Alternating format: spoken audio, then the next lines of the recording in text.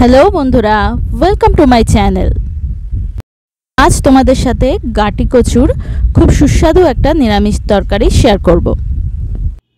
রান্নাটা করার জন্য কড়াই সর্ষের তেল দিয়ে তেলটা গরম হলে তার মধ্যে একটা তেজপাতা আর 1 চামচ গোটা জিরে ফোড়ন দেওয়া হলো।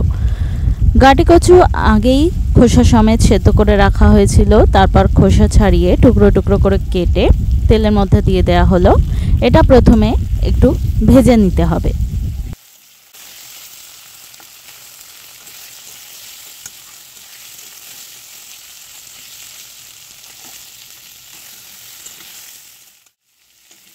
হালকা একটু ভেজে নিয়ে এবার এর মধ্যে দিয়ে দেওয়া হলো হলুদ গুঁড়ো,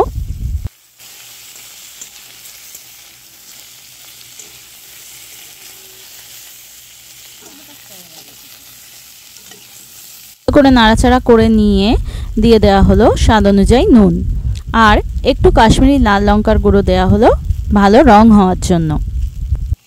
আবার এটা ভালো করে নেড়েচেড়ে নিতে হবে।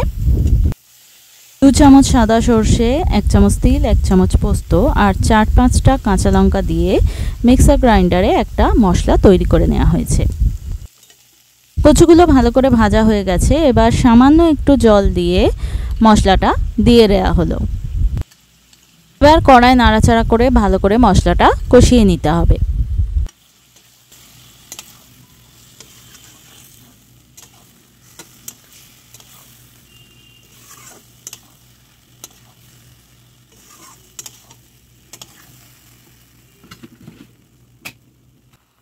মশলা ভালো করে কষানো হয়ে গেছে, এবার এর মধ্যে দিয়ে দেওয়া হলো স্বাদ অনুযায়ী একটু মিষ্টি দেওয়ার পর আবার এটাকে ভালো করে একটু নাড়াচাড়া করে নেওয়া হবে।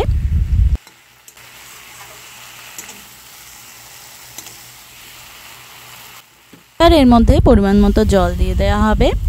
জলের পরিমাণটা বুঝে দিতে হবে, তোমরা কতটা গ্রেভি চাইছো সেই অনুযায়ী।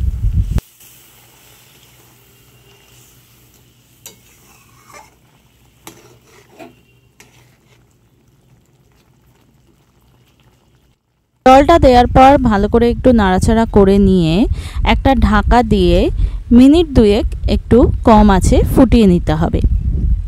2 মিনিট পর ঢাকনাটা খুলে 2টো কাঁচা লঙ্কা আর ওপর থেকে একটু সর্ষের তেল ছড়িয়ে দিলেই তৈরি আমাদের গাঁটি কচুর এই অসাধারণ নিরামিষ রেসিপিটা।